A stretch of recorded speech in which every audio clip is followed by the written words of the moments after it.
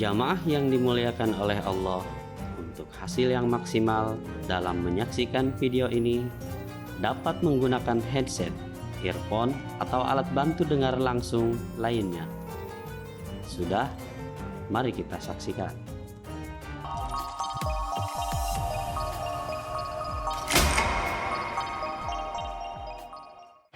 Assalamualaikum warahmatullahi wabarakatuh.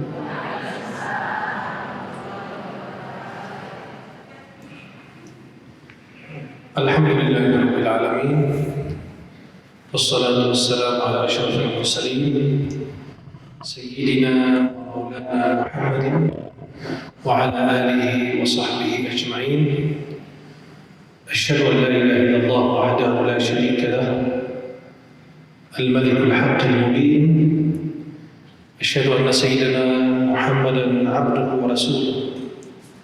اللهم صل وسلم وبارك عليه وآله وأصحابه ومن تبعهم بإحسان إلى يوم الدين وعلينا معهم برحمتك يا أرحم الراحمين. Para jemaah yang dimuliakan Allah, uhibbukum jami'an fillah. Saya mencintai kalian semua karena Allah. Semoga Allah senantiasa pertemukan kita di dunia dalam taat dan di akhirat di surga Allah Subhanahu wa taala. Yang saya hormati dan saya muliakan Pak Ketua DKM Masjid Asy-Syarif dan para jemaah yang hadir. Mudah-mudahan pertemuan kita ini bukan hanya sekedar pertemuan di dunia, akan tetapi insyaallah dipertemukan kembali di dalam surga Allah Subhanahu wa taala. Senang sekali di pagi hari ini bisa memandang wajah-wajah penghuni surga Allah. Walaupun belum wajahnya lengkap, saya baru melihat separuhnya, tapi insyaallah hati sudah melihat kalian penuh dengan cahaya. Karena memang masih siang atau masih pagi ya. Maka kalian semua bercahaya insyaallah. Cahaya imannya, cahaya Islamnya, cahaya dari wudhunya, cahaya dari ibadahnya, zikirnya, salat malamnya, puasa sunnahnya, dan bacaan Qur'annya. Mudah-mudahan di dunia bercahaya dan di hari kiamat penuh dengan cahaya insyaallah. Subhanaka la ilma lana illa ma 'allamtana innaka antal alimul hakim. Rabbi shrah li sadri wa yassir li amri wahlul 'uqdatam min lisani yafqahu qawli. Allahumma la sahla illa ma ja'altahu sahla wa anta taj'alul hazna idza syi'ta bi amrika sahla. Allahumma ya mu'allima Adam wa Ibrahim 'allimna wa ya mufahhima Sulaiman fahimna. Para jemaah yang dimuliakan Allah, saya ingin kalian, atau lebih tepatnya saya ingin meminjam hati dan telinga kalian untuk mendengarkan saya sebentar. Mungkin tema kajian ini, wallahu a'lam, kalian belum pernah mendengarnya. Kalian belum pernah mendengar apa yang saya bahas ini. Mudah-mudahan bermanfaat bagi saya dan jemaah semuanya. Saya berharap keberadaan kita di masjid bukan sekedar kita dari pengajian mau ke pengajian, baru selesai pengajian, tetapi memang ada hikmah, ada ilmu, ada nikmat yang dirasakan, yang didapati dari pengajian. Yang mulai ngobrol sama sebelah kanan kiri abaikan.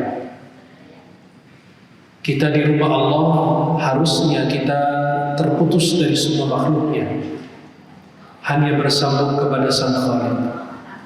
Saya yakin hati kalian pada saat ini tingkat keimanannya bertambah. Keinginan kalian untuk melanjutkan atau melaksanakan ibadah, membaca Al-Quran, mengaji, bahkan bisa lebih lama di dalam rumah Allah. Yang ngajak kita ngobrol sebelah kanan kiri, cuekin saja. abaikan, kecuali menjawab salam atau memberi salam. Masuk rumah Allah itu indah dan nikmat. Kita di dunia ini, di luar setiap hari, setiap saat memikirkan dunia. Kapan dunia mikirin kita? Kita setiap waktu, setiap detik itu memikirkan isi perut. Kapan kita memikirin isi keimanan? Sekarang saya ajak jamaah, ayo kita bersama-sama meninggalkan dunia ini. Ayo kita menyendiri, ayo kita berkhalwat. Khalwat itu adalah menyendiri, menjauhi dari orang. Saya mengajak jiwa kalian, roh kalian, hati kalian bergabung bersama saya ingin mengajak kalian berkhalwat. Saya berharap abaikan yang sebelah kanan kiri. Abaikan saya juga, cuma hanya mendengarkan suara saya. Kita menghayati majlis ini. Kalau Anda tidak pulang membawa ilmu yang bermanfaat atau tidak menambahkan keimananmu, jangan di sini lagi. Jujur, capek lelah, datang, bisa membahayakan diri, bertemu banyak orang, tapi apa faedahnya? Harus ada bedanya sama orang yang ngaji, sama orang yang tidak ngaji. Antum di masjid ini harus berbeda dengan orang yang di luar. Antunna berjilbab harusnya berbeda dengan wanita yang tidak berjilbab. Berbeda dalam segi akhlak, tingkah laku, perbuatan. Jangan good looking membawa radikalis ke masjid. Kan ayatnya di situ tuh, di belakang tuh ada, persis di depan saya. Ada dua ayat lagi nyambung dengan ini ya. Ayat yang sebelah kanan saya surat Al-A'raf. Ya bani Adam khudhu zinatakum 'inda kulli masjid wa kulu washrabu wa la tusrifu. Hai anak Adam, berhiaslah, menggunakan pakaian yang indah ketika kamu masuki masjid. Halo? Halo? Masih hidup? Abaikan dia kalau bicara. Kita harus masuk ke masjid menggunakan pakaian yang bagus tidak? Saya mau menghadap siapa? Saya ketemu penguasa aja disuruh dandan rapi. Bahkan gak pernah ke salon disuruh ke salon. Gak pernah saya ke tukang cukur rambut disuruh untuk merapikan rambutnya Pak. Nanti Bapak pakai baju koko ya, pakai baju batik ya, iya. Sepatu Bapak ya, gak boleh. Imigrasi sekarang gak boleh pakai sandal jepit masuk ke dalam. Itu mau masuk kemana? Mau masuk ke tempat makhluk. Cuma hanya tempat pemerintah. Sekarang kita mau masuk rumah Allah, masa saya tidak boleh berdandan? Saya cinta dong. Kita kalau malam hari itu bercinta dengan Allah, menikmati waktu malam hari itu. Maka Allah bilang, Ya bani Adam khudhu zinatakum 'inda kulli masjid. Wahai anak Adam, gunakan pakaian yang indah. Maka ibu-ibu yang pakai pakaian, kita tidak bicara fakir miskin atau kaya, tidak ada urusannya. Ada orang punya cuma 2 baju tapi rapi terus, disetrika, bersih, wangi, indah. Gak ada kaitannya kebersihan dengan orang fakir atau orang kaya, gak ada. Ada orang kaya gembel rumahnya, berantakan kayak kapal pecah, tapi ada orang miskin rapi, Masya Allah. Dan bisa kita rasakan. Kemudian ayat yang sebelah sini surat Al-Mujadalah, yarfa'illahu alladhina amanu minkum walladhina utul ilma darajat. Allah akan mengangkat orang-orang yang beriman lagi berilmu. Berarti dia nggak beriman tapi nggak berilmu, rendah. Apalagi nirang orang beriman. Para hafiz Quran itu adalah orang yang radikal. Loh, siapa yang jadi imam kalau bukan hafiz Quran, bos? Masa cari penyanyi dangdut jadi imam? Ya, cari siapa kita? Pengurus masjidnya harus orang kita. Silakan kalau dia faham. Tapi kalau nggak faham, radikal itu merusakkan akidah para jamaah yang salah. Inilah di antara kesibukan dunia. Inilah permasalahan yang dibahas kemarin. Dari ini COVID yang dibahas, menteri yang dibahas, ini dibahas, peraturan negara dibahas. Sekarang kita mau meninggalkan semua. Ayo kita mikirin dunia 24 jam. Kapan dunia mikirin kita? Kita lepas dari semua. Ayo kita berkhulwat. Ayo kita bergabung roh kita, jiwa kita bersama-sama, hati kita. Seingin mengajak kalian berkhulwat bersama Allah. Dalam hadis riwayat Bukhari Muslim dari Abu Hurairah, hadis Nabi, sab'atun yudhilluhumullahu fi dhillih yawma la dhilla illa dhilluh. Ada 7 golongan yang mendapatkan naungan Allah. Pada hari tidak ada naungan kecuali naungan Allah. Tidak ada penguasa. Maliki yaumiddin. Qiraat hafaz kita. Ada baca Maliki yaumiddin, tidak ada alif. Malik, raja, di atas semua raja. Limanil mulkul yaum lillahi wahidil qahhar. Malik dan Malik, Allah itu pemilik dan raja. Ada orang kaya tapi nggak punya kekuasaan. Ada penguasa tetapi tidak punya kekayaan. Allah punya dua-duanya. Allah yang mengatur hamba-hambanya dan Allah subhanahu wa ta'ala memiliki semua. Allah raja di atas semua raja. Semua tunduk sama Allah. Gak ada yang sombong di hadapannya. Gak ada yang berani macam-macam. Gak ada yang berani berdusta. Gak ada yang berani saya penguasa, saya punya harta, saya tidak ada. Pada hari itu tidak ada naungan kecuali nama Allah. Coba kalau kita bilang Allah itu dihayati oleh hati. Kita kadang-kadang sebut nama orang yang kita cintai aja gemetar diri kita, jiwa kita. Kapan ini kalau kita sebut Allah, tunduk kita semua? Kapan kalau kita sebut syariat Allah, semua patuh kepada syariatnya? Jangan sampai kita sekali-kali meremehkan syariat Allah, agama Allah. Nabi mengatakan 7 golongan mendapatkan naungan Allah. Pada hari itu tidak ada naungan kecuali naungan Allah. Di antara 7, rajulun dzakarallaha khaliyan fafadat 'ainah. Ada orang yang ingat Allah dalam keadaan sendiri, dalam keadaan berkhalwat dia. Fafadat 'ainah. Lalu dia meneteskan air mata. Berapa kali kita menangis karena takut sama Allah?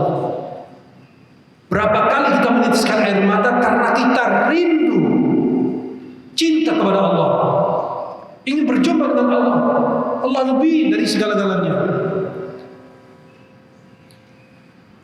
Akhwat yang sedang mendengarkan Quran tengah malam, ikhwan yang sedang sholat malam, tiba-tiba tersentuh hatinya, tiba-tiba terkhusyuk. Itu sholat yang diistijab, yang diijabah, yang dikabulkan oleh Allah.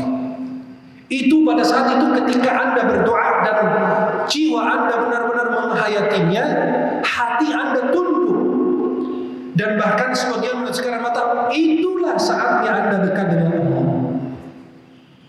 Ketika Anda lagi sholat dan imam menangis dan Anda tidak paham apa yang dia baca, lalu hati Anda tersentuh, itulah sholat yang khusyuk. Para jemaah yang dimuliakan Allah, Allah berfirman surat Al-Mu'min ayat pertama, qad aflahal mu'minun alladzina hum fi salatihim khashi'un.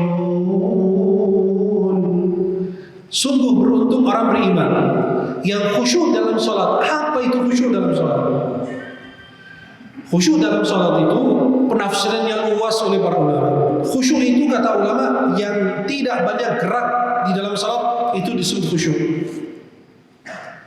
Dalam Al-Quran disebut al-arda itu khashi'ah, arda itu khusyuk, diam.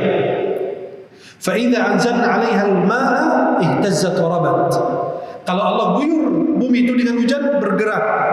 Berarti lawan dari khusyuk itu diam adalah bergerak. Kemudian tumbuhan pada tumbuh semua. Subhanallah. Para jemaah yang dimuliakan Allah, maka yang khusyuk itu yang tidak banyak bergerak, yang tidak lirik kecuali hanya Allah. Kalau sholat malamnya itu khusyuk, tidak banyak bergerak, itulah orang yang khusyuk. Ada ulama bilang yang khusyuk itu yang menghayati ayat-ayat yang dia baca, gerakan dalam sholat yang dihayati, itulah khusyuk. Khusyuk itu dirasakan kalau Anda sendiri. Bahkan kadang-kadang khusyuk itu dirasakan kalau kita sholat berjamaah. Kita ini, ya Allah, kufur nikmat. Masjid-masjid kemarin ditutup semua. Saya yakin mereka yang tidak pernah ke masjid rindu azan dan masjid. Allah, kita bersyukur kita di negara Islam. Kita bersyukur kita di Indonesia. Kalau kalian ke negara-negara kafir di luar sana, tidak ada suara azan, terasa gak nikmat, gak ada yang kurang. Seperti orang yang rajin sholat, lalu dia tidur belum sholat isya. Dia gelisah tidurnya, dia tidak tahu. Ternyata pas dia bertanya sama dirinya, ada hati nurani yang mengatakan, bangun, kamu belum sholat isya. Berkhalwat bersama Allah. Nabi dulu berkhalwat, iya. Nabi SAW yatahannath. Tahannath itu apa? Yata'abbad, beribadah, berkhalwat, menyendiri. Rasulullah SAW di mana? Di Gua Hira. Sehingga wahyu turun kepada Rasulullah ketika beliau di Gua Hira. Ayo kita berkhalwat bersama Allah. Tidak perlu pesan atau mengatur waktu kapan bertemu dengan Allah. Kalau Anda mau bertemu dengan penguasa, dia yang ngatur waktu, tanggal, tema. Betul tidak? Kalau kita bertemu dengan orang penguasa, atasan kita, dia yang ngatur tanggal, waktu, tempat, bahkan kadang-kadang tema. Kadang-kadang waktunya saya cuma punya setengah jam, Pak. Anda yang menentukan kalau mau jumpa dengan Allah. Kapan saja Allah siap. Mau bertemu kapan? Terbuka untukmu. Silakan. Padahal itu Allah Maha Mulia Jalla Jalaluhu. Anda yang mengatur. Bayangkan, begitu cinta Allah kepada Anda, sehingga Anda mau berjumpa dengan Allah, Anda yang mengatur waktunya, tanggalnya, temanya. Mau selesai juga Allah tidak marah. Cuma setengah jam, ya Allah aku punya waktu. Allah marah, senang. Anda, alhamdulillah, hamba masih bertemu denganmu. Betapa mulianya Allah. Tidak perlu meminta maaf apabila pertemuan Anda, perjumpaan Anda dengan Allah itu panjang. Sampai 2-3 jam, 4 jam, 5 jam. Kenapa? Karena Allah mencintaimu dan mencintai munajatmu. Kadang-kadang kalau kita bertemu penguasa, setiap sebentar, ayo Pak, munajat. Artinya apa? Dia ada urusan lain. Tapi kalau kita mau berjumpa dengan Allah, tidak perlu lihat jam, tidak perlu malu. Aduh ya Allah, ampuni hamba. Ya Allah, nggak terasa 5 jam hanya curhat ngobrol sama Engkau, ya Allah. Nggak perlu. Kenapa? Karena mencintaimu dan mencintai munajatmu. Betapa rahmannya Allah, betapa rahimnya Allah. Tidak perlu meminta maaf karena tema yang Anda bicarakan sama Allah yang itu lagi, yang itu lagi. Karena Allah senang hamba itu meminta dalam satu hal berkali-kali. Yuhibbul mulhina fi du'a. Kadang-kadang sebulan yang lalu, ya Allah, rezeki saya enggak lancar. Ya Allah, masih belum dapat jodoh juga. Dari bulan yang lalu, bulan ini juga, bulan depan juga, besok juga, besoknya. Nggak perlu minta maaf. Kenapa? Malu. Kalau kita ketemu RT saja, minta sesuatu, dia bilang, Pak, nggak bisa Pak. Besok datang lagi, nggak bisa Pak. Bapak nggak usah kesini ya. Bawel nih Bapak, ribet ini Bapak. Udah dikasih tahu nggak bisa Pak. Betul nggak? Halo, kasih dulu. Kalau kalian datang kepada atasan dan berkali-kali meminta itu lagi, pasti dia kesal. Pasti dia marah. Kalau Allah beda. Subhanahu wa ta'ala. Allah bilang, aku senang hamba itu minta yang itu lagi, yang itu lagi. Setiap malam bangun malam, jodoh lagi, jodoh lagi. Setiap malam kerjaan lagi, keturunan lagi, keturunan lagi. Sampai Jibril bilang, ya Allah, fulan meminta kepadamu setiap malam bangun, sholat, apa. Kenapa engkau tidak kabulkan? Apa kata Allah? Coba. Kata Allah apa? Ya Jibril, utrukhu fa inni uhibbu an asma'a sautan. Wahai Jibril, biarkan dia meminta yang itu lagi, karena aku rindu, senang mendengarkan suara dia. Maaf, banyak pejabat maksud saya, banyak pejabat kalau mau menjabat, Masya Allah, rajin ke masjid, cari jamaah, majlis taklim. Kalau sudah menjabat, buru-buru betul masjid, seminggu sekali sholat Jumat kalau diundang. Kalau diundang, bangunnya jam habis asar, itu dia jamaah. Kan apa aja mereka boleh dong. Dia penguasa, mewakili rakyat, capek untuk rakyat. Ya, maka coba perhatikan. Kalau kita meminta-minta itu lagi sama Allah, jangan ngeluh bilang ya Allah aku meminta, kok nggak dikasih. Ada hikmah Allah. Orang yang naik pesawat beberapa setahun lalu atau beberapa bulan lalu itu pesawat yang odong-odong jatuh di air itu baru take off 12 menit jatuh, tapi masih terbang juga, jangan dibahas, jangan dipikirin. Itu pesawat odong-odong itu terbang, ada orang ketinggalan pegawai negeri atau PNS. Dia gelisah, ketinggalan kerjaan, ketinggalan pesawat. Ternyata Allah menunda demi kebaikan dia, Allah selamatkan. Subhanallah. Yakin dalam hati antum semua pasti pernah berpikir, iya pernah terjadi itu sama saya. Kadang-kadang kita mau menikah tapi ditunda oleh Allah. Kenapa? Biar fokus kepada orang tua dulu, ngurusin orang tua. Jangan kamu nikah, perempuan baru kamu kenal kemarin, Masya Allah kamu ngajak ke mall, ibumu aja gak pernah masuk mall. Kamu ngajak ke toko baju yang bagus, butik yang indah, tapi ibumu aja gak pernah tawarin untuk beli baju yang bagus. Begitulah ya. Sampai ada anak muda lagi makan sama istrinya, ya baru nikah, upload foto, langsung bilang apa? Mulai belajar masak. Belajar masak apa loh?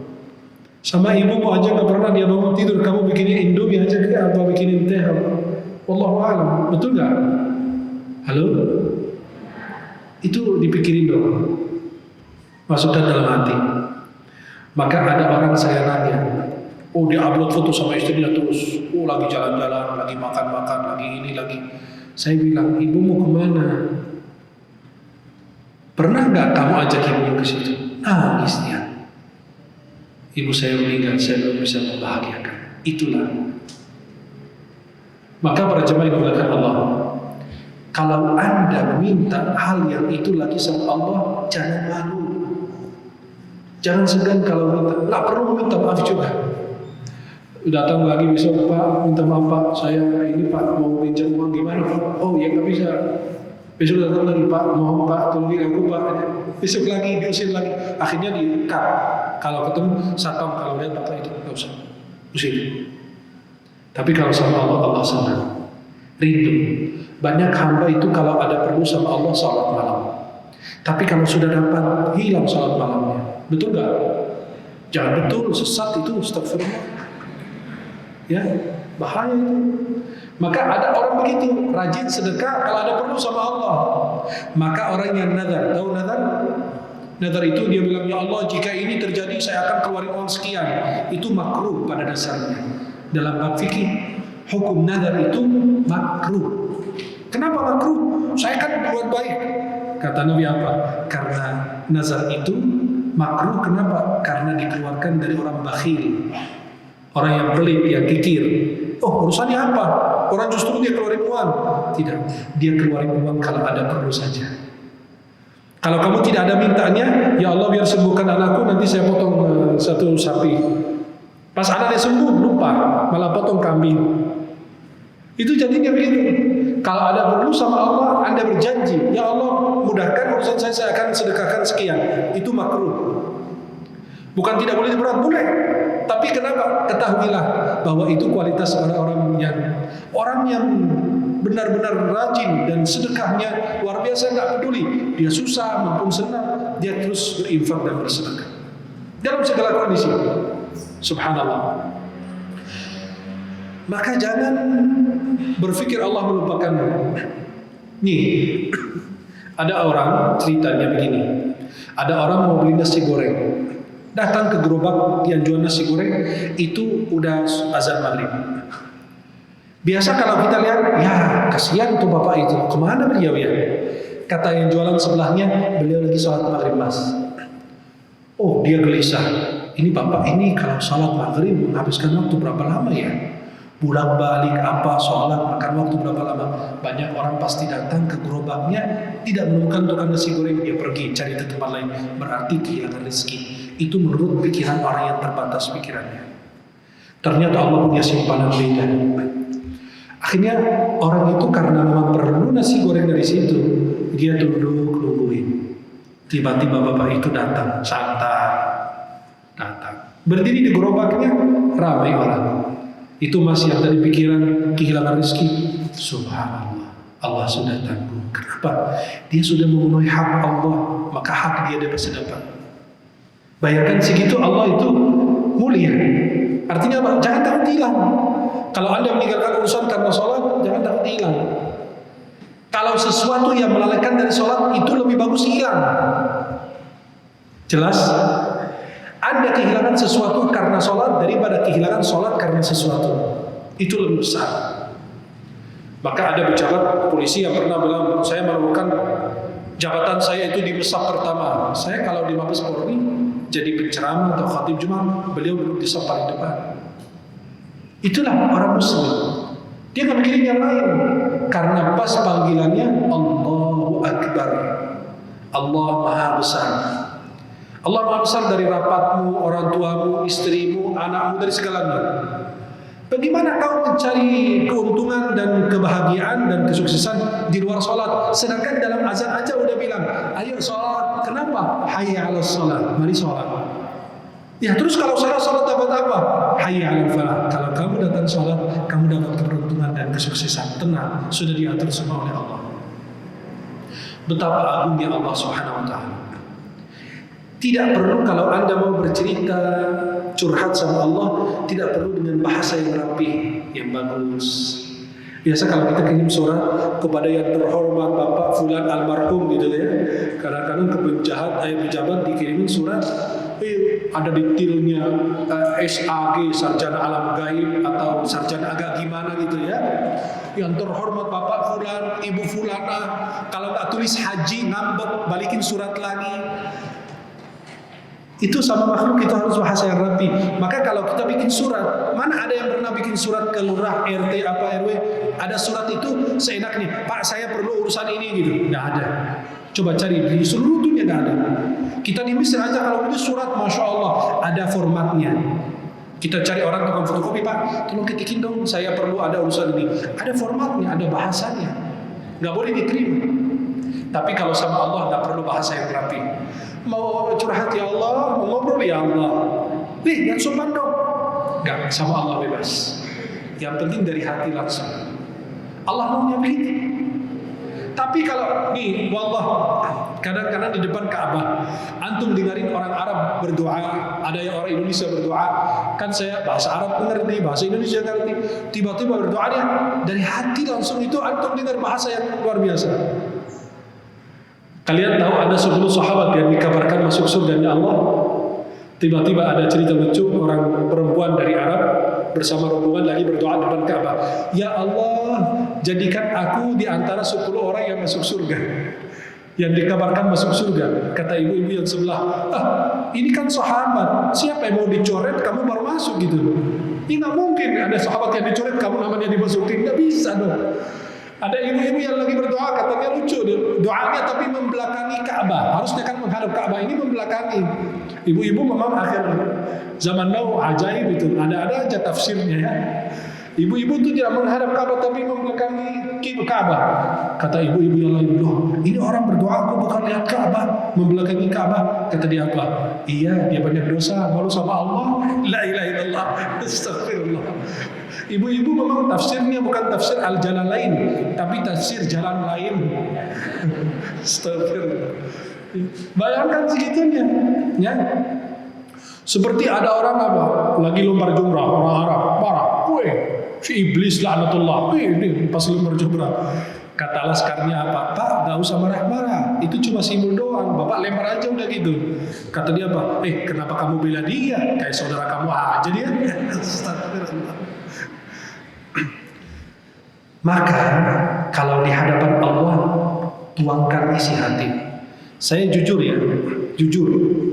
Kalau bawa jamaah umrah atau berangkat umrah itu, saya ngajak jamaah zikir. Nggak usah pegang kitab, ikutin saya aja. Tapi ada waktu saya bilang zikir bebas, doanya bebas. Tolong jangan ikutin saya. Baca, ibu-ibu, bapak-bapak kesini ngapain? Doa. Tapi memang saya bimbing zikir sebentar, akhirnya saya ke satu putaran, satu tawaf, dua tawaf. Ayo, masing-masing berdoa. Dari Hajar Aswad, dari Rukun Yamani sampai Hajar Aswad.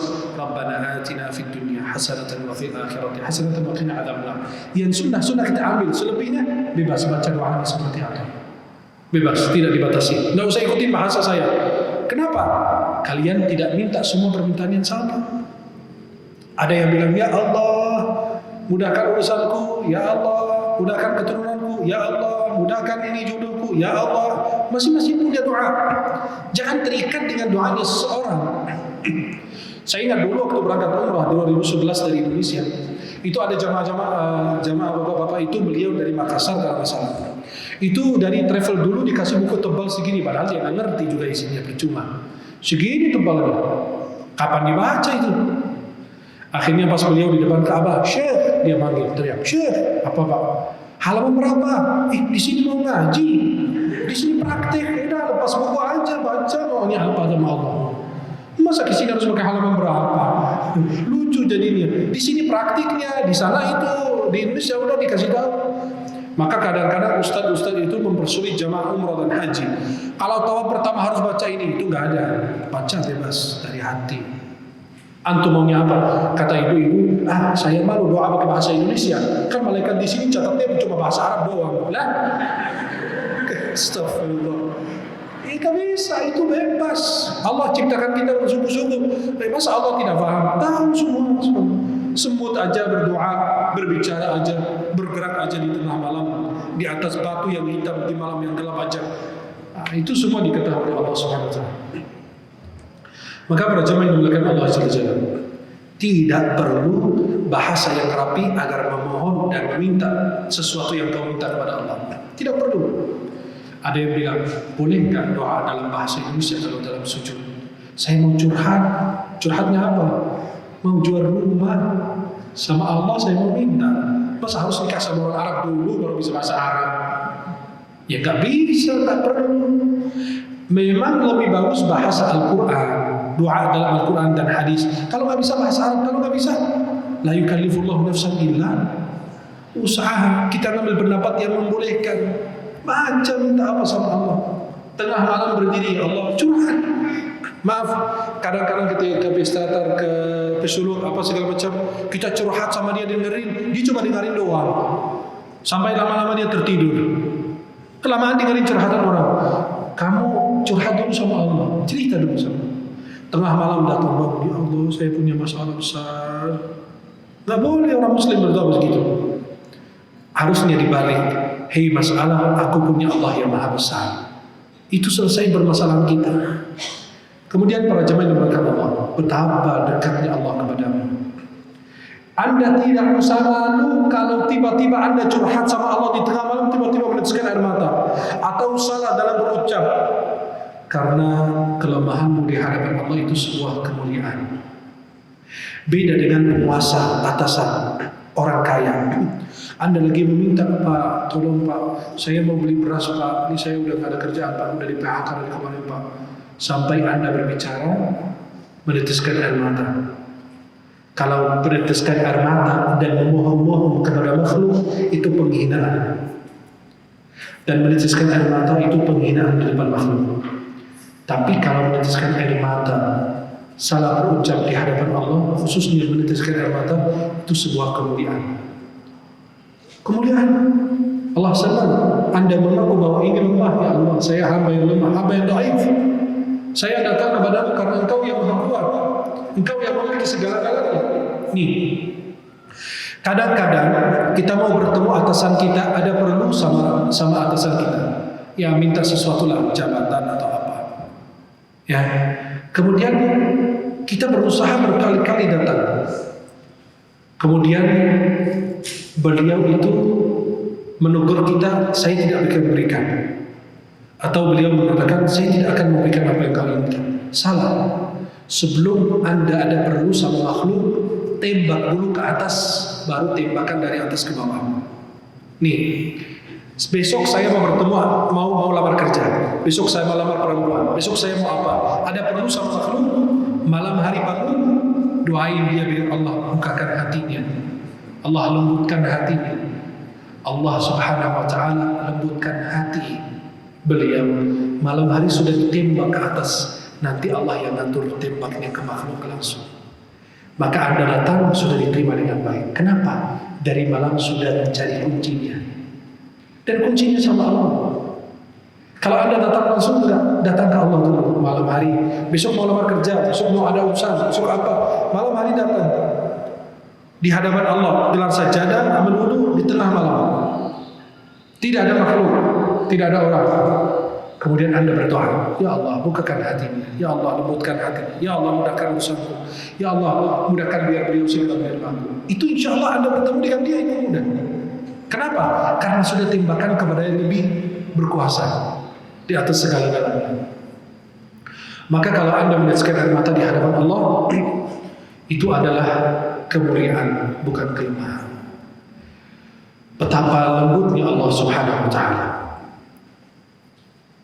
Jangan takut kalau mengakui dosa di hadapan Allah, tanpa Anda takut dari tabiatnya. Karena Allah senang kalau Anda mengakui dosa. Halo? Kalau antum datang kepada orang mengakui antum punya dosa sama dia, marah tidak? Ada yang marah, ada yang tidak memaafkan, ada yang sampai, kadang ngobrol sama orang, kita cerita aib dan dosa kita sama orang lain, tapi sama teman kita cerita, tiba-tiba dia bisa bongkar rahasia kita, atau bisa sampaikan ke orang. Tapi kalau sama Allah tidak. Allah senang kalau Anda mengaku. Allah senang kalau Anda mengaku dosa. Dalilnya apa? Hadis yang sahih riwayat Imam Bukhari dalam Sahih beliau, dan Imam Ahmad dalam Musnad beliau, dan Imam Nasai dalam Sunan beliau. Hadisnya masyhur, kalian semua hafal. Ya, dari Shaddad bin Aus.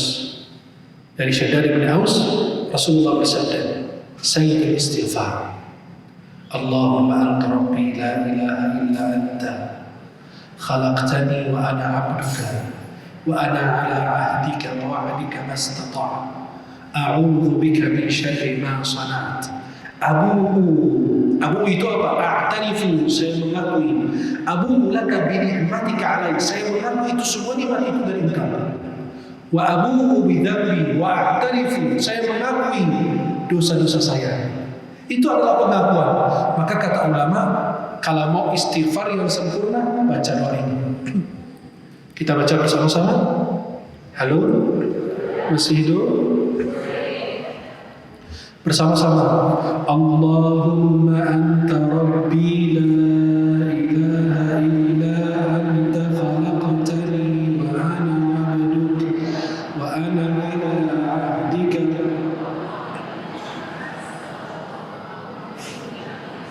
Astagfirullah. Sebentar. Udah kayak di Tanah Abang berantakan. Astagfirullah. Nah, saya baca, kalian boleh mengikutinya. Allahumma anta rabbi la ilaha illa anta khalaqtani wa ana 'abduka wa ana 'ala ahdika wa wa'dika mastata'tu a'udzu bika min syarri ma sana'tu abu'u laka bi ni'matika 'alayya wa abu'u bi dhanbi faghfirli fa innahu la yaghfiru adh-dhunuba illa anta. Allah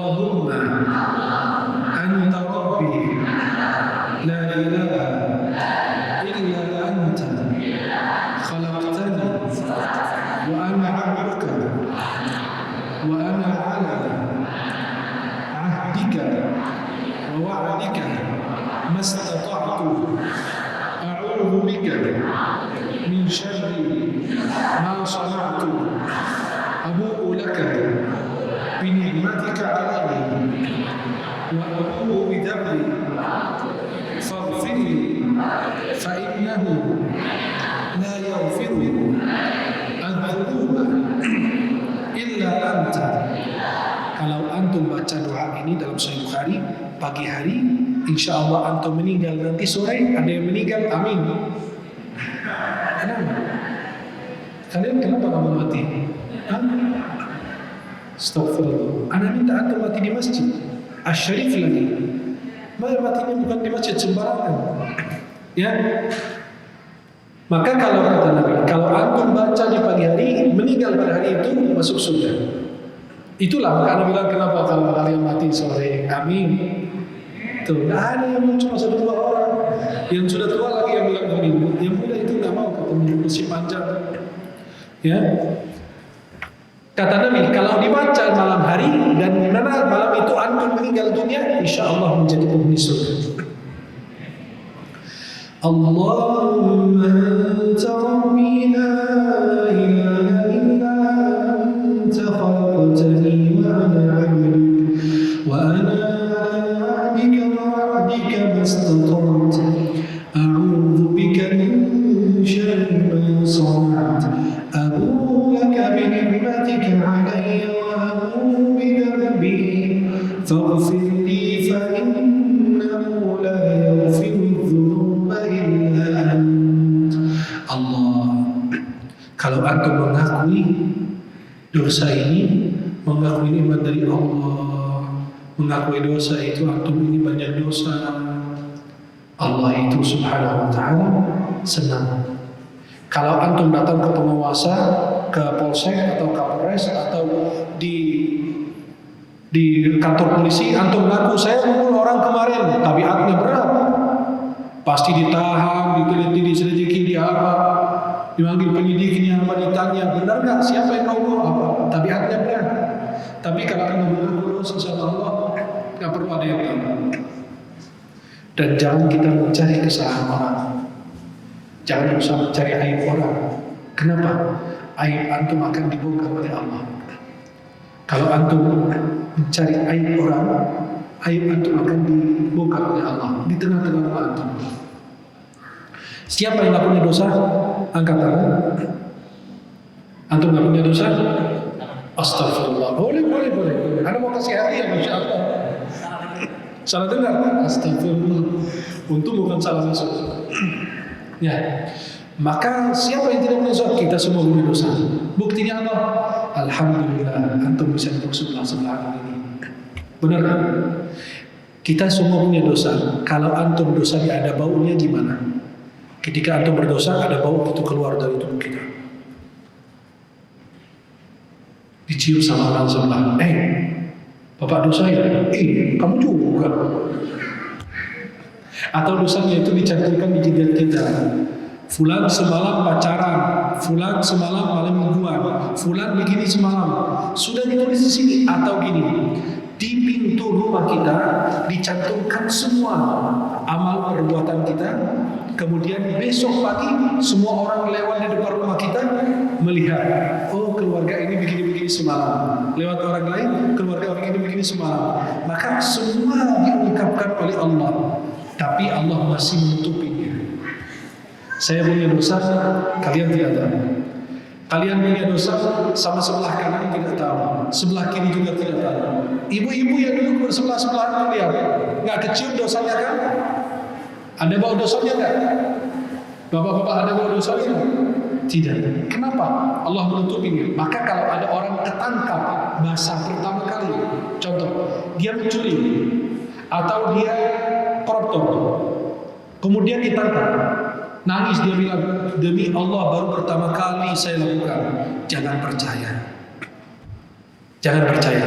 Kenapa? Karena ada kaidah, Allah tidak pernah membongkar rahasia seorang hamba dari pertama kali lakukan dosa. Pasti berkali-kali. Maka dia belum tertegur, belum berubah, maka Allah bongkar rahasianya. Semoga Allah menutupi aib kekurangan kita dunia dan akhirat nanti. Anda sudah berkhalwat, kita mau kembali lagi. Kita sudah masuk ke tempat khalwatnya, ruangan tertutup, gelap, cuma hanya cahaya lampu yang kecil. Kita tadi sudah tuangkan permasalahan kita di hadapan Allah Subhanahu wa Ta'ala, dan di akhir khalwat kita, sebelum kita menyalakan lampu atau keluar dari ruangan khalwat tersebut, kita sudah selesai berkhalwat bersama Allah.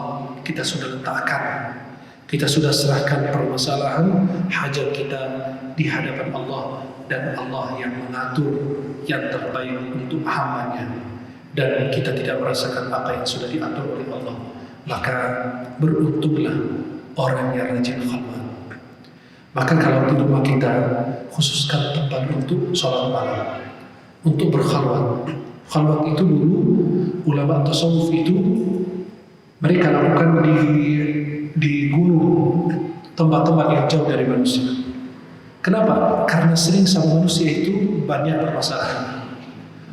Ghibah orang, ngadu orang, bicarakan aib orang, banyak itu. Maka kalau antum coba kalau kita di ruangan tertutup, tidak ada HP, tidak ada orang, dan antum cuma duduk sama tasbih, mushaf, Quran, dan sajadah, dan air buat wudu. Kira-kira ada yang dosa nggak di situ? Gak ada. Apalagi yang ini. Ini seperti pisau. Hukumnya seperti pisau. Ada halal dan ada haram. Kalau digunakan untuk baik halal haram itu seperti pisau. Kalau menggunakan buat potong sayur, buat potong ayam dan lain halal. Tapi kalau buat orang haram hukumnya. Subhanallah. Maka ini jadikan alat. Ini tidak berbicara. Antum yang ngatur. Jangan sampai dia yang ngatur saya. Antum ini yang ngatur TV. Jangan sampai TV yang mengontrol antum. Kita punya remote. Gak suka ganti. Gak suka matikan. Maka jangan sampai alat ini menjadi jembatan ke neraka. Jadikan alat ini jembatan ke surga. Ibu-ibu, bapak-bapak semua, berapa kali kita bicarakan aib orang atau menyebarkan fitnah atau berita yang kita tidak teliti benar atau tidak? Berapa kali? Bisa jadi antum sudah lupa. Ingat, nanti di akhirat dibongkar. فَمَنْ يَعْمَلْ مِثْقَالَ ذَرَّةٍ خَيْرًا يَرَهُ. Kebaikan apapun, sekecil apapun, sebesar semut, akan dibongkar. Kenapa? وَلَا يَظْلِمُ رَبُّكَ أَحَدًا. Allah tidak menzalimi hamba siapapun dia. وَمَا رَبُّكَ بِظَلَّامٍ لِلْعَبِيدِ. Allah tidak pernah menzalimi. Abid itu bukan beriman, semuanya, mukmin maupun kafir, semua akan dapat. Alaysa Allahu biahkamil hakimin. Maka jangan takut sama Allah. Kalau Anda mengungkapkan semua perasaan hati Anda, dosa-dosa Anda, mengaku di hadapan Allah, kita sudah letakkan semua permasalahan kita di hadapan Allah Jalla-Jalla. Kalau kalian ini sering bertemu dengan orang, banyak permasalahannya. Saya yakin kita ini karena sering ketemu dengan teman, jadi banyak permasalahan. Gimana sih fulan kemarin begini? Gimana sih fulan ini gini? Gimana fulan hari ini? Sampai kadang-kadang pengajian ibu-ibu, mohon maaf dengan segala hormat kalau tersinggung. Tapi kalau tersinggung beneran, enggak apa-apa, saya nggak minta maaf lagi. Karena memang itu kejadian terjadi. Ibu-ibu kadang-kadang baru pengajian duduk sebelah-sebelahan, ngobrol-ngobrol asik berdua, tiba-tiba ada ibu-ibu yang pakaiannya biasa, tiba-tiba datang dengan pakaian yang mewah. Itu lihat. Tuh. Sok kaya banget. Kayak anak perawan kok badan kejelas. Anda ini di pengajian dulu, pengajian. Kadang-kadang sudah dikasih masker, tapi maskernya percuma juga. Masih ngomong doang. Ini sebenarnya sama Allah itu dikasih masker itu bukan hanya cuma menghalangi virus. Ini secara isyaratnya bukan hanya menghalangi virus, tapi menghalangi lisan kita tidak banyak bicara. Benar nggak? Ditutup. Tapi mama zaman now berbisik-bisik ini. Kadang-kadang belum selesai pengajian, update status, baru selesai pengajian, jadi dia hilang. Tengah malam selesai 2 rakaat, bangun suaminya. Abang bangun dong. Buat apa bang? Bangun. Ngapain? Fotoin dong. Ya sujud. Kata suaminya, lu ngapain? Fotoin aja, kalau sujud dulu di sajadah, kamu fotoin. Buat apa? Update status tengah malam. Alhamdulillah, baru selesai tahajud. Begitu, hari Senin Kamis juga berbuka puasa, meja makan difotoin, ada ikan asin, ada jengkolnya, ada petenya, ada ininya, sambalnya, semua lengkap. Dia ambil status, cek di foto. Selamat berbuka puasa sunnah. Bagi mereka yang menjalankan puasa sunnah, mau kasih tahu orang kamu puasa sunnah. Justru itu diam-diam, tidak usah ada yang tahu. Gini, kadang-kadang dulu waktu kita masih kuliah, kita ke rumah teman, dia puasa atau kita yang puasa, dia nanya, kamu minum apa? Enggak, saya minum, saya baru minum. Padahal baru minum tadi pagi, karena tadi sahur. Kita tidak mau kasih tahu. Ya udah kita makan bersama. Enggak, perut ada lagi nggak enak, saya nggak bisa. Dia nggak tahu, nggak perlu tahu kita lagi puasa. Kadang-kadang di kantor banyak riaknya juga. Teman-teman beli jus, dia lupa ini fulan suka puasa Senin Kamis, ditaruhin tuh. Lu nggak tahu nih hari apa? Hari apa? Hari Senin. Oh iya puasa. Ya udah diambil. Akhirnya apa? Jadi bukan buat dirinya, tapi buat banyak orang. Maka ini perlu khalwat. Mohon dilakukan seminggu sekali, sebulan sekali, 2 bulan sekali, atau setahun sekali. Berkhalwat aja satu malam itu, mulai dari jam 2, jam 3 pagi sampai subuh 1 jam. Itu tempat sendirian. Ingat, dosa-dosa amal, kesalahan, kekurangan, kelalaian, antum pernah hina berapa orang menghina antum berapa, dan sudah ingat semua itu. Kemudian dia mohon ampun kepada Allah Subhanahu wa Ta'ala. Semoga kita semua senantiasa dalam lindungan Allah. Dan mudah-mudahan para jemaah senantiasa menjaga dirinya. Dan saya berharap kalian semua berpandangan bagus kalau masuk masjid. Ya, mulai saat ini umat Islam wajib diborgol semua.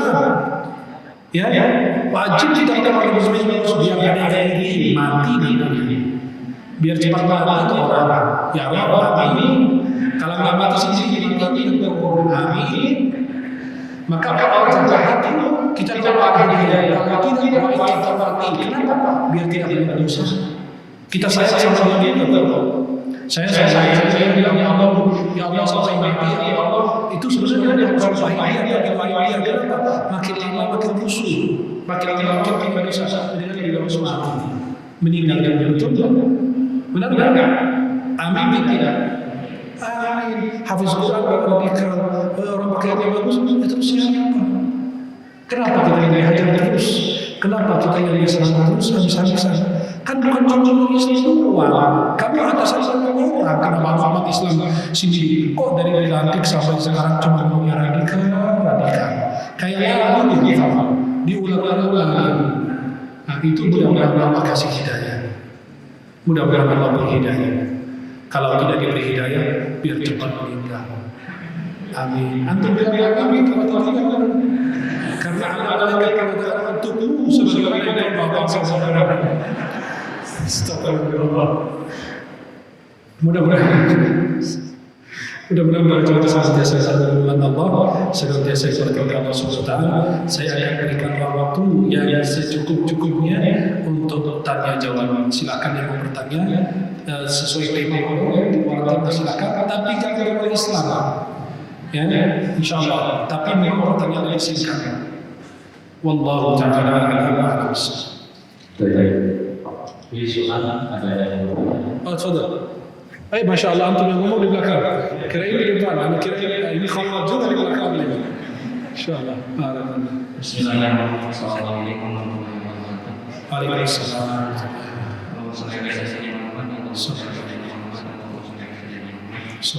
Semoga saya menjadi kesehatan. Amin. Terkait tadi menyinggung ungkapan saya yang awal bahwa ketika kita datang ke masjid ke majelis itu harus ada yang atau orang. Nah, kalau misalkan dari saya sebagai anak-anak yang masih memahami cara ini dan sisa data bagaimana begitu menyambung kajian-kajian. Nah, kadang kalau misalkan kita akad ikuti seluruh kajian itu, kadang pemahaman kita juga agak kurang tersusun gitu. Jadi menurut saya ada nasihat ilmu apa yang sebenarnya wajib kita dulukan gitu, dan kita cari tahu itu sehingga kita memiliki pemahaman agama yang terstruktur sampai kuat gitu. Yang pertanyaan yang kesalahan tersebut untuk fenomena sekarang ini saya beberapa bagian akan memang dari kelompok-kelompok yang tertentu dari anak-anak dia maupun ekonomi itu yang pasti di kelompok-kelompok mereka yang secara akidah dan luar tidak langsung bagaimana mereka terjerumus pada tasbih gitu. Maksudnya di luar akidah atau tasbih?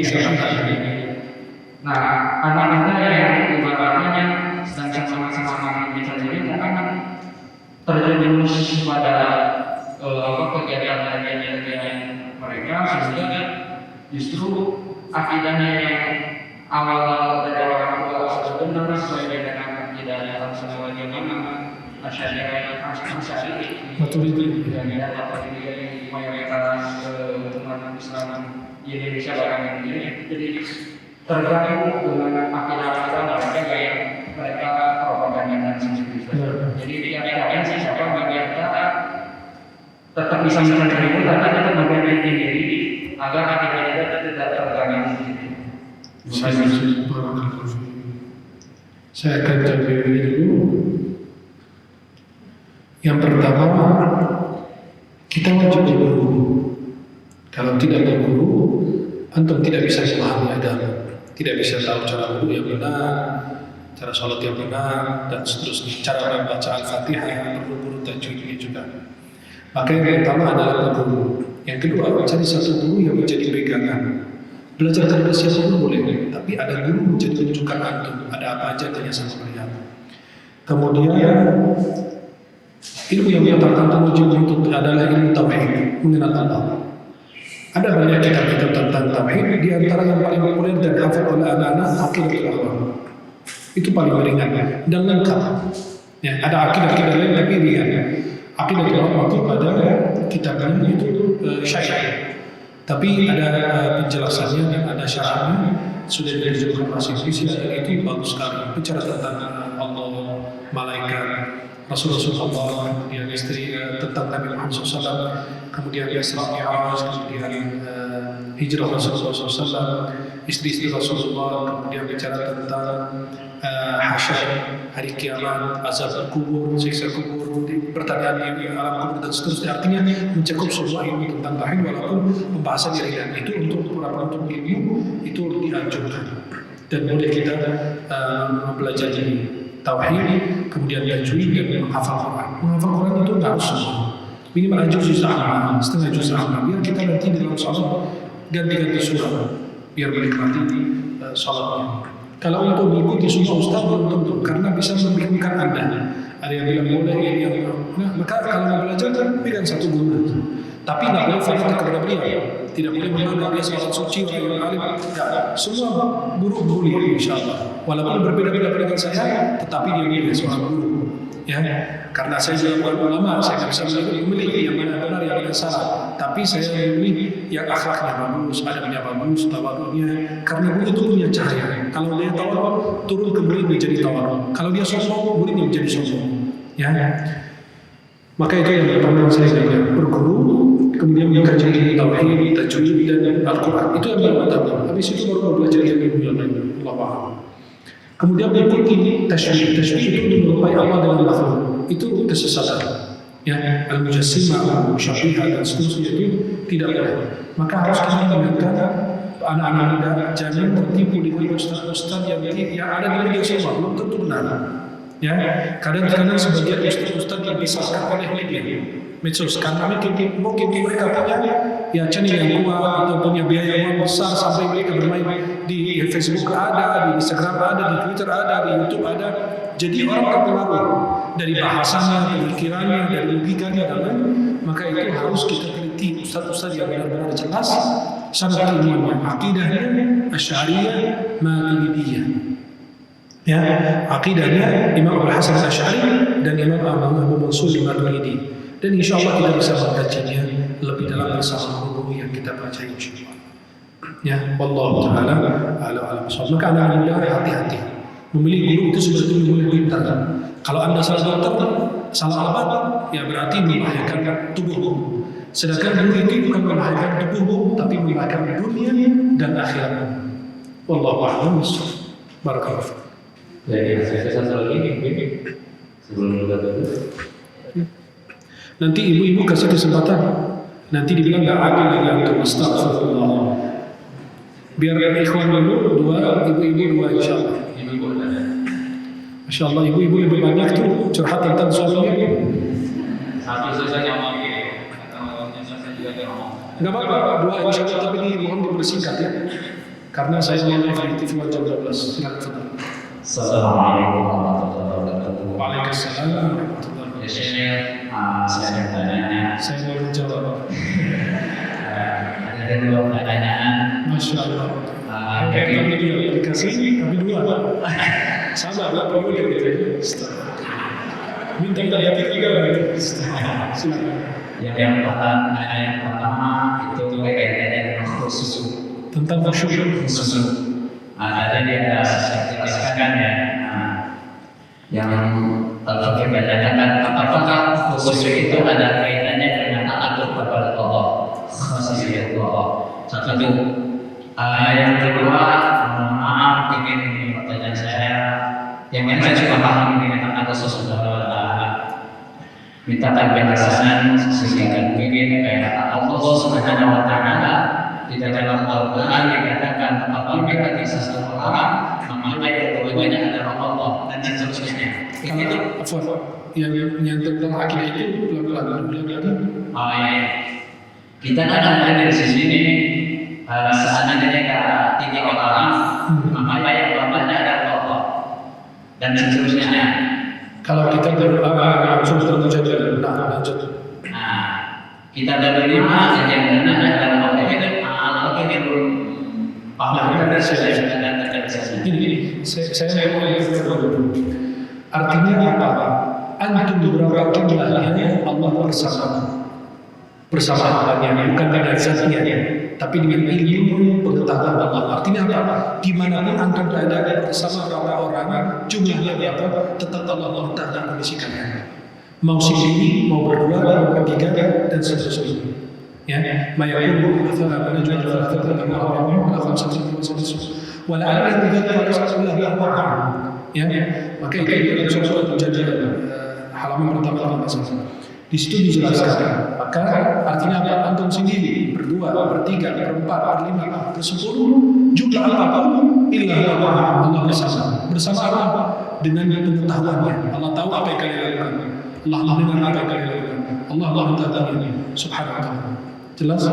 Dan itu bisa dibaca dalam tafsir Al-Quran Surah Al-Mujadilah di juz 28 awal juz 28 juz Al-Qadsam Allah. Nah, yang berkaitan dengan khusyuk dan takwa atau orang yang takut kepada Allah itu memang takut kepada Allah itu yang memiliki khusyuk. Yang membuat orang lain khusyuk itu adalah takut sama Allah. Takkan kata saya antum tidak tahu ya, tapi antum betul siapa biasa aja. Tapi kalau antum tidak tahu salah, maka antum akan mendapatkan pada posisi yang sudah dijelaskan. Dan itu saya jelaskan sulit khusyuk saat sholat. Ini cara mengatasinya bisa ditonton insyaallah. Cara khusyuk dalam sholat sekitar 80 menit. Sulit khusyuk dalam sholat atau sulit khusyuk saat sholat, ini cara mengatasinya. Saya jelaskan di YouTube cara kita khusyuk dalam sholat. Ya, orang yang bertakwa pasti khusyuk. Orang yang tidak bertakwa tidak akan khusyuk. Ya, Allah a'lam.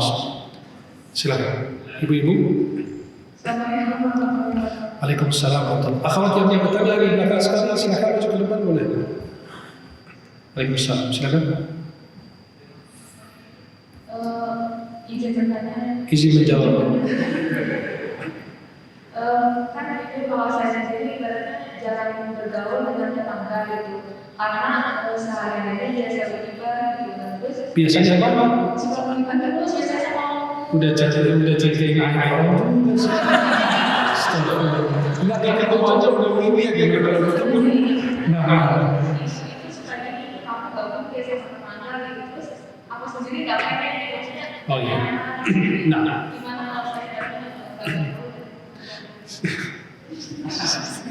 astagfirullah.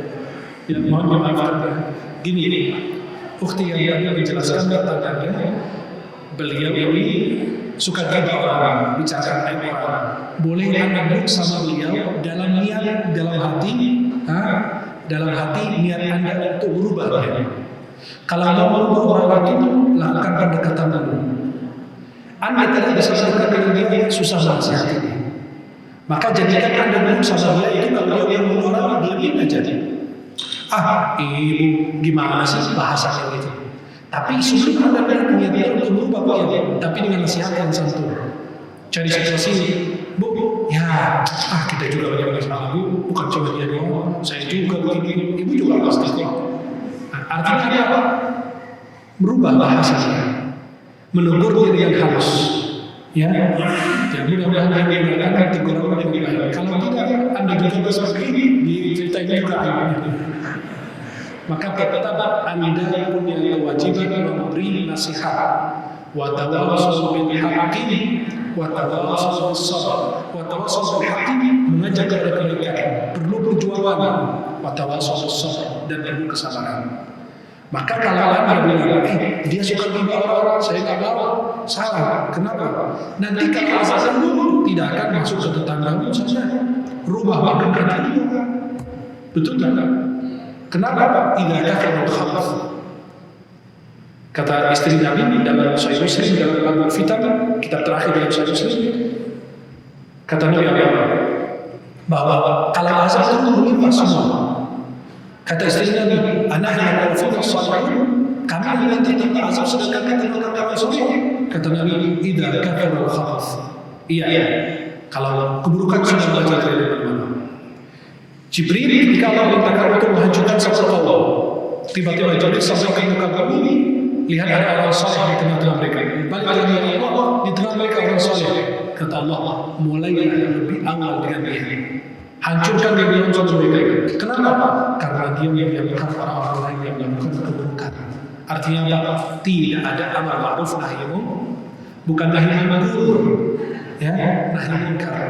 Kuntum khairan ummatin ukhrijat lin-nas ta'muruna bil ma'ruf wa tanhauna 'anil munkar. Ini ciri umat Islam. Amar ma'ruf nahi munkar.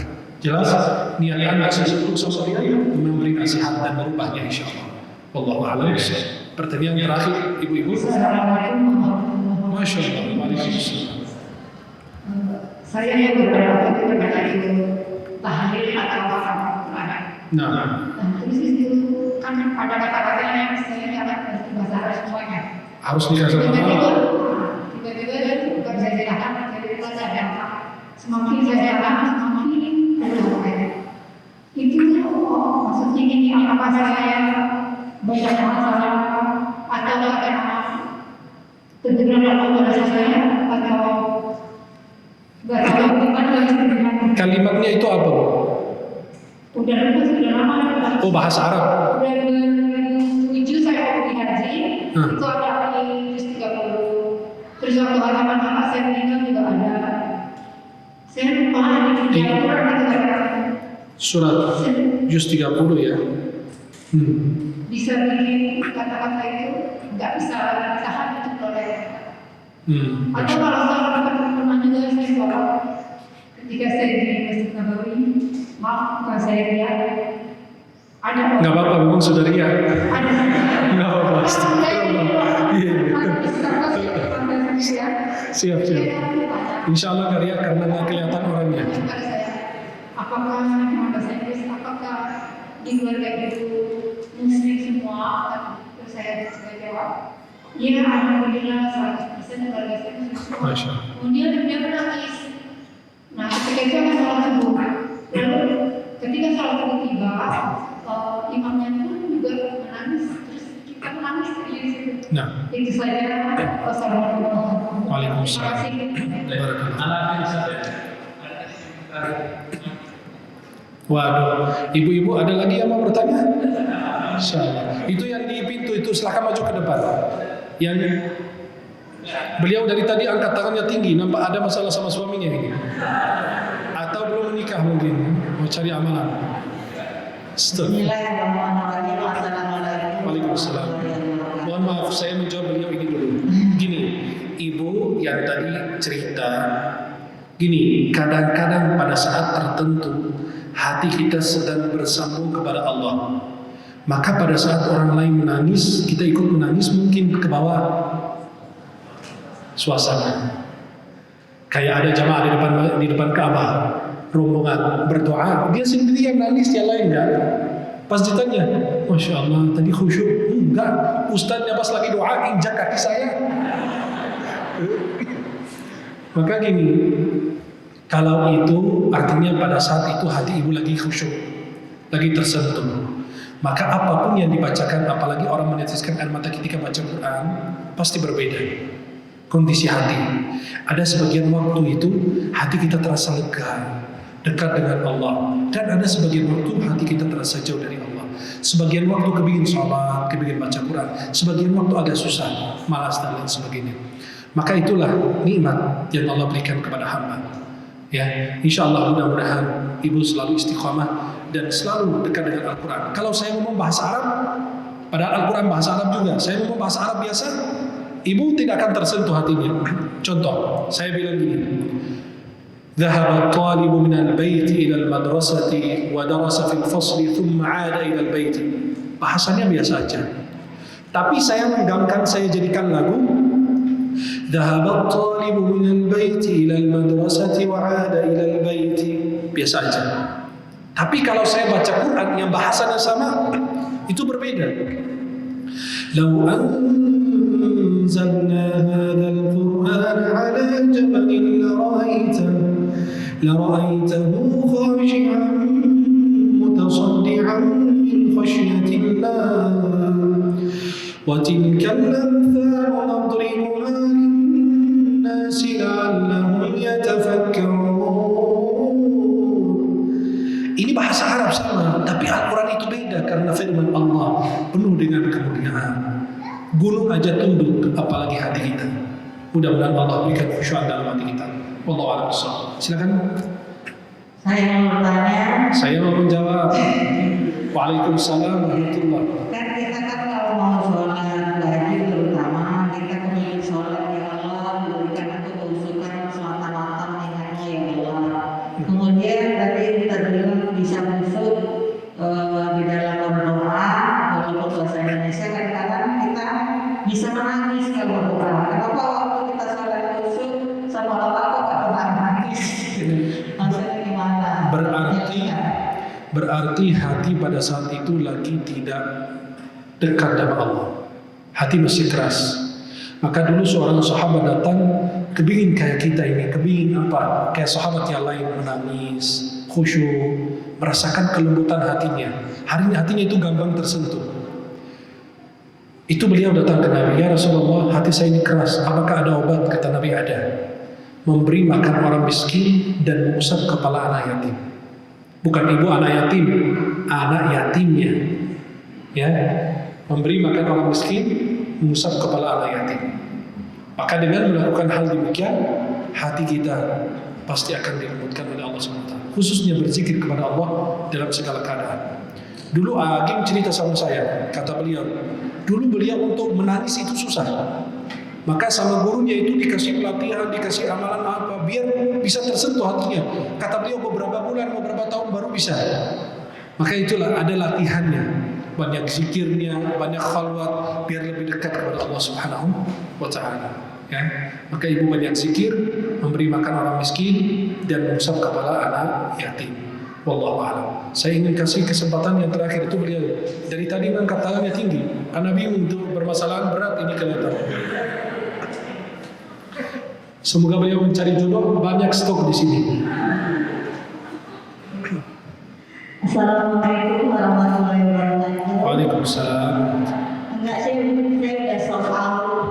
Oh gitu, alhamdulillah. Ini saya mau minta nasihat ya.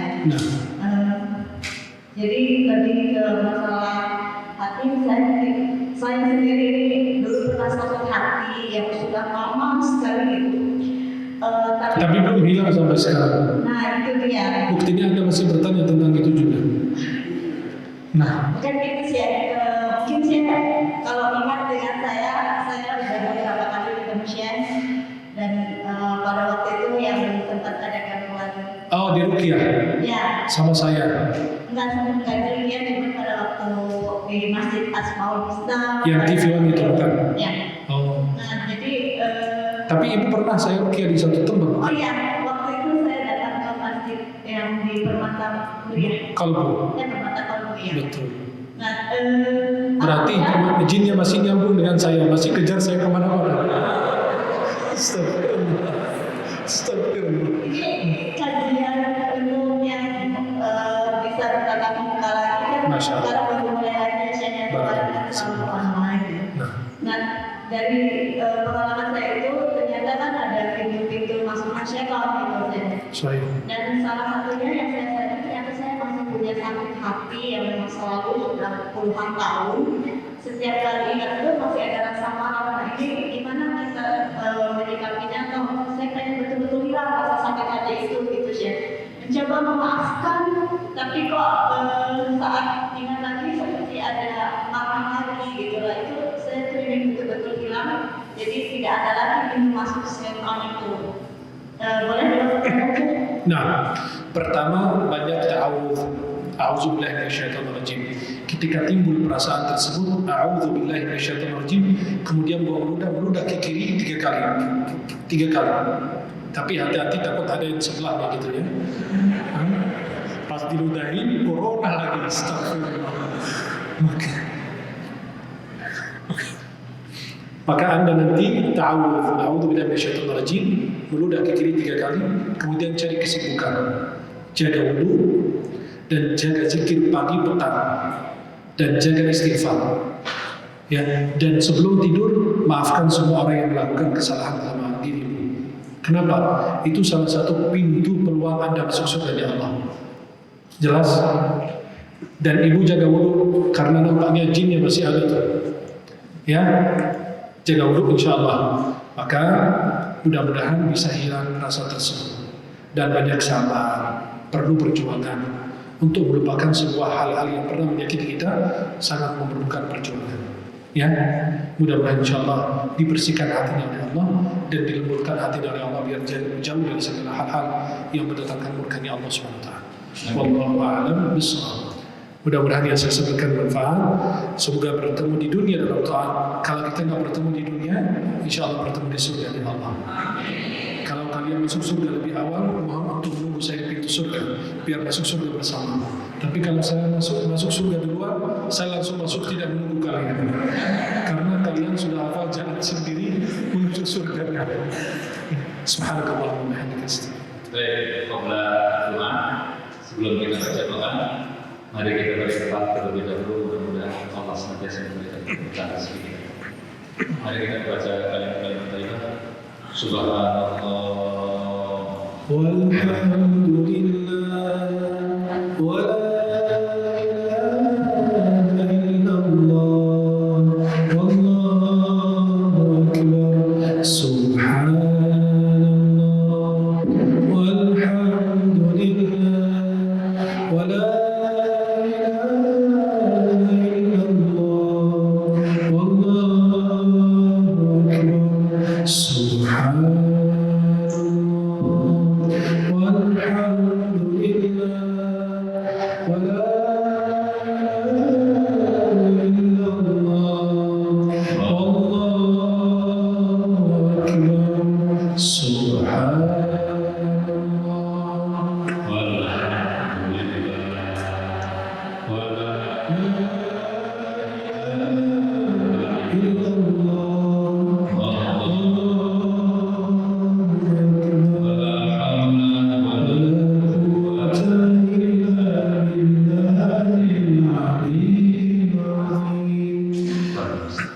InsyaAllah nanti jam 12.30 di TV One pembahasan yang mungkin masih nyambung dengan kita ini menjadi pribadi yang dicintai oleh Allah Subhanahu wa taala. Mudah-mudahan kita semua dicintai oleh Allah Jalla Jalaluhu. Marilah kita angkat kedua tangan kita, tundukkan kepala kita, hadirkan khusyuk di dalam hati kita. Semoga doa kita diijabah oleh Allah Jalla Jalaluhu. Bismillahirrahmanirrahim. Alhamdulillahi rabbil alamin. Ya Rabbana lakal hamdu kama yanbaghi li jalali wajhika wa li'azimi sultanik. Allahumma salli ala sayyidina Muhammadin fil awwalin wal akhirin. Wa salli alayhi ya Rabbana fi kulli waqtin wa hin.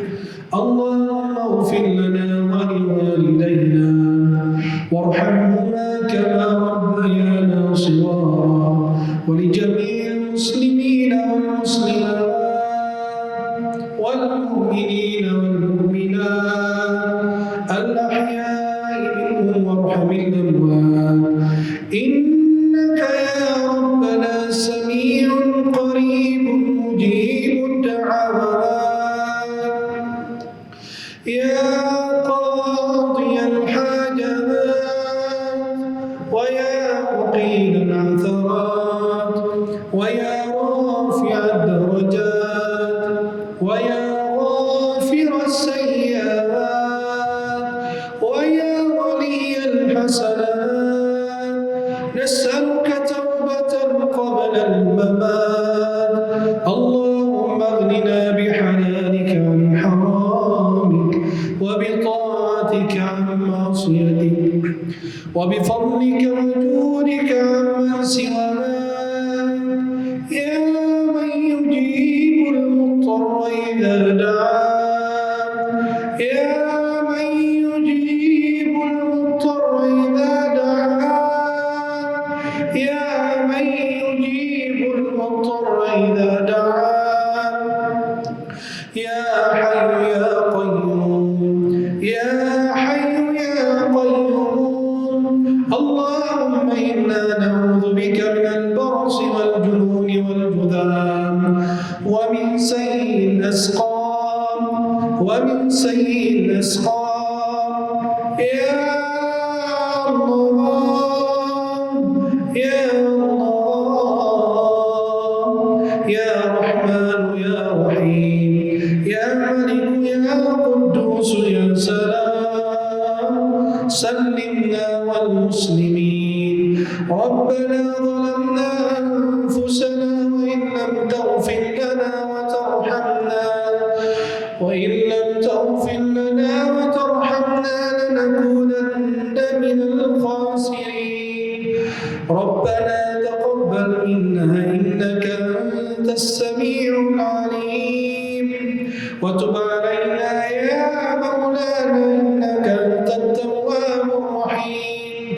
ربنا آتنا في الدنيا حسنة وفي الآخرة حسنة وقنا عذاب النار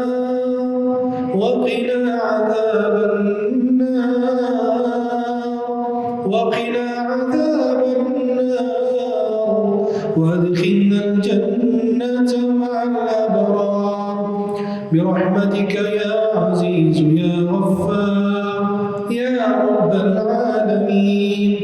بفضل سبحان ربك رب العزة عما يصفون وسلام على المرسلين والحمد لله رب العالمين. وصلى الله على سيدنا محمد وآله وصحبه وسلم. Mudah-mudahan yang saya sampaikan bermanfaat. Mohon maaf jika ada kesalahan. Semoga Allah ampuni dosa kita semua. Allah pertemukan kita di dunia dalam taat dan di akhirat di surga Allah Subhanahu wa taala. Semoga jemaah semua senantiasa berada dalam lindungan Allah. Mohon maaf lahir batin. Subhanakallahumma wa bihamdika asyhadu an la ilaha illa anta astaghfiruka wa atubu ilaik. Assalamualaikum warahmatullahi wabarakatuh. Waalaikumsalam.